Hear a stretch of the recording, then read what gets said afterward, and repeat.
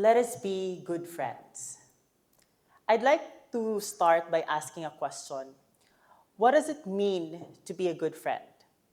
Common answers would be when they are supportive of your endeavors, or when they help you correct your errors, or when they're always there. Those are some of the qualities of a good friend.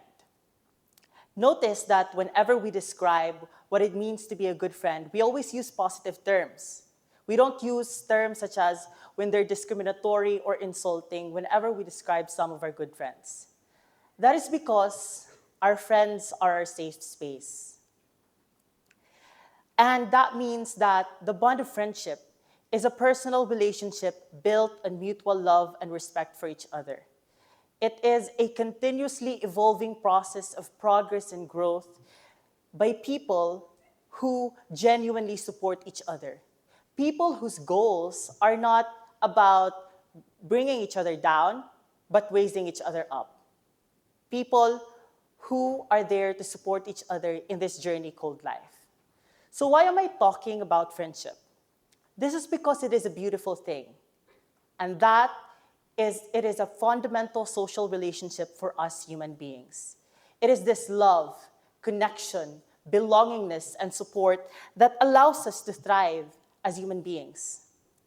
Genuine friendship is both our safe space and our brave space. Safe space in the sense that it is our comfort zone. It allows us to be free from discrimination and abuses. It is also our brave space in the sense that we are empowered to show our quirks, our talents and skills, even our weirdness. It allows us to speak our truth. Now, think about ordinary citizens and their governments. Is their relationship like a good friendship? To an extent, we can argue that the relationship of ordinary citizens and their governments should be similar to a friendship, helping each other grow, correcting each other's mistakes, and being together as one country or one nation. However, that is the ideal, that is the dream, not the reality. For so many people around the world, their governments are not their safe space, especially when injustices are committed by the very institutions mandated to deliver justice. Rooted in the history of human civilization, kingdoms and governments were not necessarily a good friend to the people. After all, absolute rulers had a tendency to be corrupt. Torture and ill treatment was commonplace. It was very popular means of extracting information. We have had centuries of human history built on the torture and ill treatment of the opposition, of critical minds, and even of persons who question those in authority. It has gone so deep in our culture and in our practice that we even institute it in our own families through corporal punishments. We have created generational cycles of pain and trauma that sees torture, war, bullying, and discrimination as normal in a civilized society. We must change that. We must transform our societies from its focus on punishment into a renewed focus on rehabilitation, restoration, and reform. In fact, the change has already started. We need only maintain the momentum and our progress, as our reality remains grim and dark. Hundreds of people all over the world, from activists and dissenters to prisoners of war, are still tortured to this day for personal or political gains. This despite being over 75 years since the adoption of the United Nations General Assembly of the Universal Declaration of Human Rights, which has served as blueprint for succeeding conventions, treatises, and human rights legislations globally.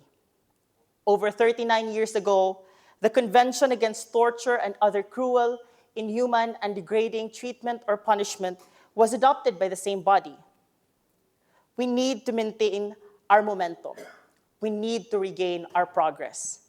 We have begun instituting laws at both international and domestic levels. Now, it is time to ensure that these are implemented, and the youth must join that commitment. For us young people, there are two things we can do. First is to be a good friend to other people. We might not recognize it, but it is the beginning of respecting human rights. Human rights are inherent in all of us by virtue of being humans. Respecting human rights, then, means that we give and share love to others, to other human beings. Put simply, human rights is love and friendship. It is recognizing that those around you are human, not just strangers or workmates, but human who have rights that need to be respected and promoted. Among my friends, we hype each other in our endeavors. We hug each other when we meet. We laugh, we converse, and most importantly, we respect each other. We need to build that kind of culture of love in our daily lives because that furthers the promotion of human rights. Secondly, is to build good friendship with our governments and institutions. We need to monitor our governments just as the government monitors our growth as a country. We need to remind them that persons in custody, persons deprived of liberty, and even persons of interests are humans, and they too have human rights. It is wrong to use torture and other ill treatment because you cannot promote human rights by attacking human rights. Instead, they should equip law enforcers with better technologies and capacities to deliver crime prevention initiatives.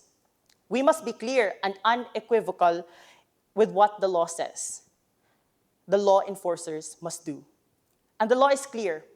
We must all be safe in custody. Together, let us aim for a world where we can all say, I am safe.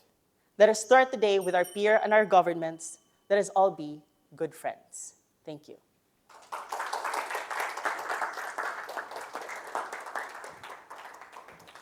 Thank you so much, Emmanuelle, for that wonderful speech and for integrating friendship into human rights. Now, we move on to the second speaker, who is